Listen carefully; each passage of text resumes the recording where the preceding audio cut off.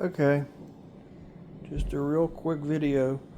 Had problems with the dishwasher dripping out of the bottoms of the corner for no reason at all. It's only about 3 years old. It's a Whirlpool. So I changed the seal.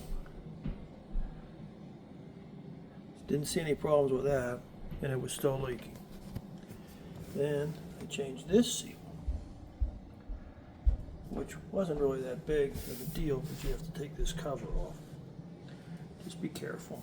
It's not that hard. And it was still leaking. So then I checked the level and adjusted it. It was a little bit off. So by this time, I'm totally frustrated. I bought another bottom spray bar because they claim that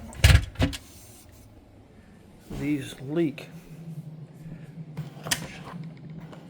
So here's the old one and here's the new one.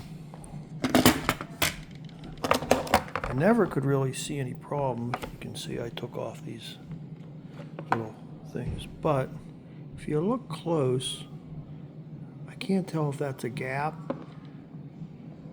I can't tell if that's a gap. I put it in the sink, ran water through it, and it didn't leak. But these ones are a lot tighter.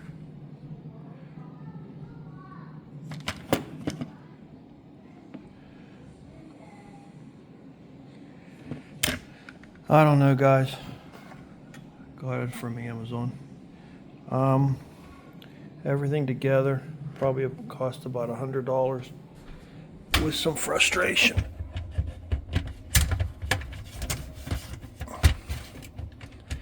So it hasn't been leaking since I did all that.